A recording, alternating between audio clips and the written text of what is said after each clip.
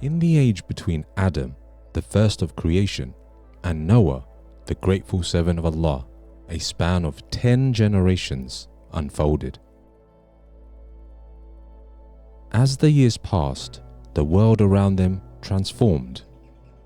Unwanted shadows in the form of sins such as adultery, fornication, and the blood-stained hands of murderers loomed large. The temptation of worldly desires challenged the resilience of the people. Yet, the essence of Tawheed, the oneness of God, persisted as a guiding beacon, lighting the way through the encroaching darkness. In the heart of this era, 5 noblemen emerged as torchbearers. They are mentioned in the Quran. Do not abandon your idols, especially Wad, Suwa, Yaguth, Yaquq, and Nasr. Together, these 5 men formed a council of wisdom and righteousness. They stood firm, unwavering in their commitment to the Almighty. The first of these righteous men was Wad, a sage whose eyes held the wisdom of the ancients. He walked in the footsteps of his forefathers, tirelessly preserving the teachings passed down. Following in Wad's footsteps was Suwa, a man of gentle demeanor yet firm determination. His words were a soothing balm for troubled souls, and his actions reflected the compassionate spirit that had characterized the righteous before him. Suwa's kindness was a testament to the enduring strength of the divine message. The third in line of personalities was Yaguth, a charismatic leader whose charisma united the people. Yaguth's ability to inspire hearts and minds mirrored the leadership qualities of Sheeth, the son of Adam. His gatherings became a haven for those seeking solace in the turbulent currents of the world. Yaquq in the succession was a man of profound knowledge. His scholarly pursuits delved deep, extracting pearls of wisdom that illuminated the minds of those who sought enlightenment. Yaquq's commitment to scholarship mirrored the intellectual legacy of the righteous that came before him. Last in this assembly of righteous men was Nasr, a visionary whose gaze extended beyond the horizon of the present. Nasr foresaw the challenges that would test the faith of the people, and he prepared them with foresight and strategic wisdom. His guidance became a beacon for those navigating the turbulent seas of life. The people, overwhelmed by the profound guidance of these 5 men, flocked to their gatherings, their hearts thirsting for the pure waters of divine wisdom. In their unity, they found strength, and in their teachings, they discovered the roadmap to salvation. The message of God's law thrived, carried on the wings of love and reverence from these pious leaders. But, as time unavoidably does, it swept away these brilliant figures, and so when Wad, Suwa, Yaguth, Yaquq, and Nasr breathed their last, a profound sadness descended upon the people. The air once filled with the echoes of divine guidance became silent. The once vibrant gatherings grew somber, and a palpable sense of loss weighed heavy on the hearts of the community. Despite their love for the divine law, a shadow of sadness clouded their hearts. No successor emerged with the same brilliance. No one to carry forward the torch of knowledge and wisdom. Those whose lives had been influenced by the wisdom and grace of these virtuous individuals felt a collective longing for their return. A mysterious character lurking in the shadows had been watching. Iblees, the ancient adversary of humanity, bided his time with a patience forged through the ages. Across millennia, he had become an expert in understanding the intricate fabric of human weakness. From the shadows, he observed the communal yearning for the return of the pious men whose teachings had been a beacon in the darkest of times. In the streets, he witnessed conversations tainted by doubt, questions about the purpose of their existence, and the silence of the divine in the face of such profound loss. Iblees fueled the sparks of discontent, subtly weaving his whispers into the collective psyche, exploiting the chinks in their armor of faith. As the people yearned for guidance and solace, Iblees seized the opportunity to offer them a twisted alternative, choosing his moment with calculated precision.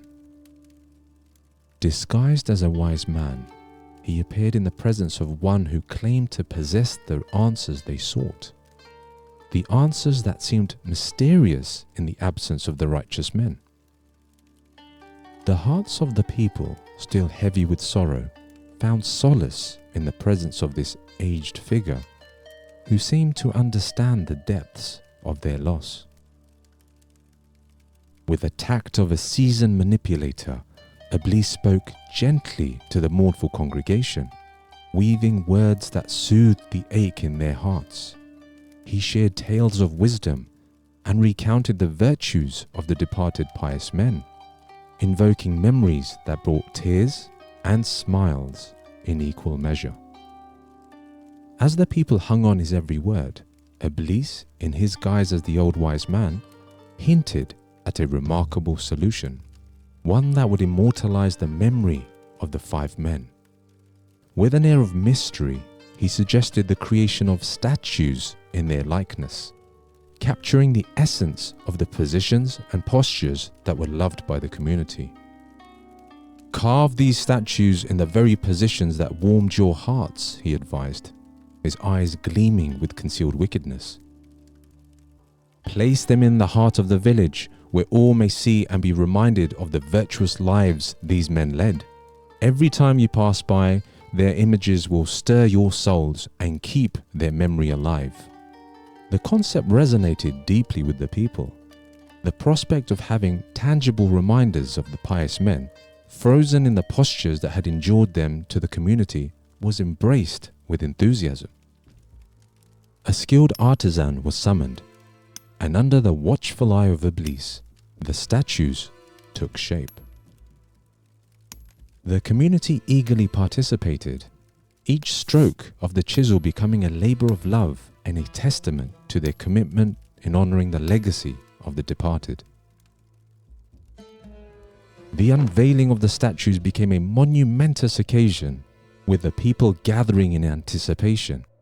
As the covers were lifted, revealing the lifelike sculptures that captured the essence of the five men, a collective gasp of awe swept through the crowd. The likeness was so striking that it felt as if the men themselves had been reincarnated in stone. Days turned into weeks, and the statues became a focal point of the village.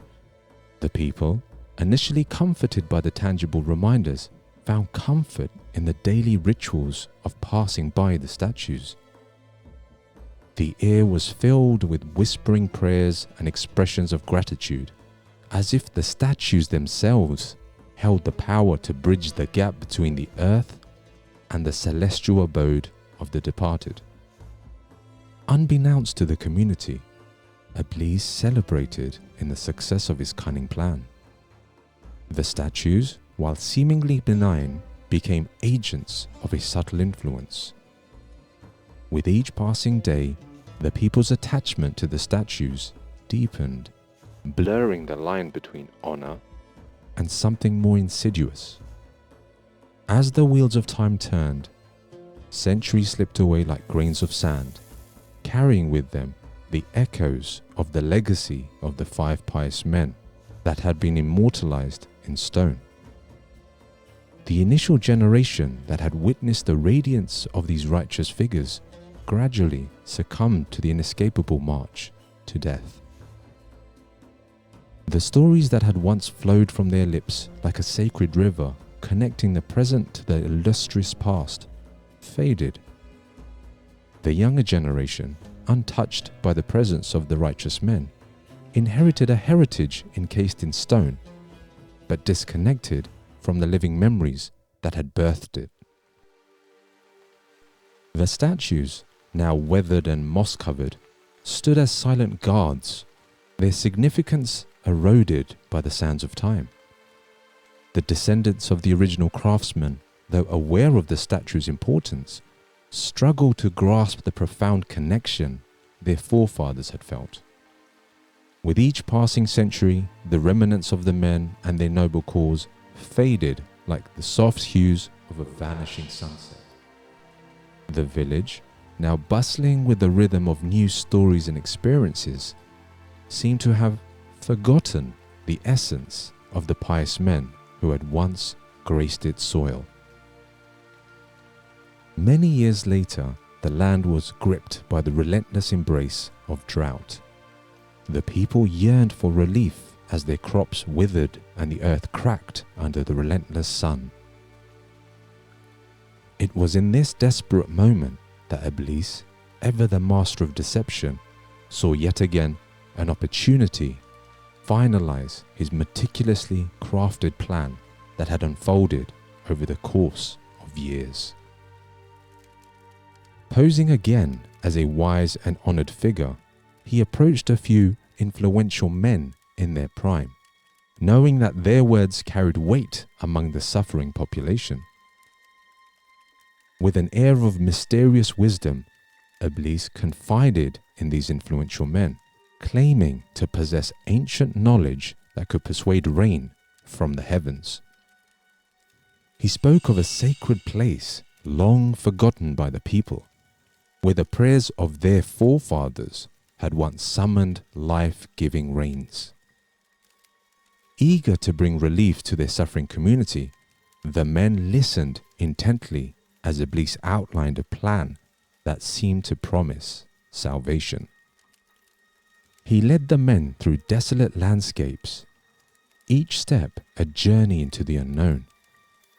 Eventually, they arrived at a dilapidated area, overgrown with weeds and marked by the remnants of abandonment. This, he claimed, was the sacred ground where their ancestors had found divine help. Iblees instructed them to cleanse the area, their hands brushing away the layers of neglect that obstructed its sanctity. As they labored, revealing the remnants of a forgotten shrine, Iblees introduced them to the 5 ancient idols, weathered and cracked but still standing as witnesses to a forgotten era. He crafted a story in which he claimed that the ancestors of the men once sought God's intervention through these same idols. He insinuated that the statues, long discarded and shrouded into darkness, held the keys to unlocking divine mercy. The men, yearning for a solution to the drought, hesitated but ultimately succumbed to the persuasive web of Iblees' deceit. Under Iblees' guidance, the men began to offer prayers to the idols, believing that they were reviving an ancient tradition that had long been forgotten. The once sacred ground echoed with the voices of their supplications, rising like a haunting melody in the desolation of the drought-stricken land. The people, witnessing the influential men engaged in this seemingly noble endeavor, began to follow suit, placing their hopes in what they thought was the revival of a forgotten practice. As the prayers continued, Iblees rejoiced in the success of his manipulation. The once dormant idols, long demoted to darkness, became the focal point of the community once again. The idols that were silent witnesses to the rise and fall of civilizations became unwitting pawns in Iblees' sinister game. The true nature of his deception, concealed behind the mask of ancient traditions, would soon reveal itself, leaving the community to grapple with the consequences of misplaced trust. The man chosen by the Almighty for this monumental responsibility of leading his people back to the worship of the one true God, was not only a divine prophet, but would also be the first messenger dispatched to humanity. In Islam, he is recognized as one of the top 5 most pivotal messengers that graced the earth. His name was Noah.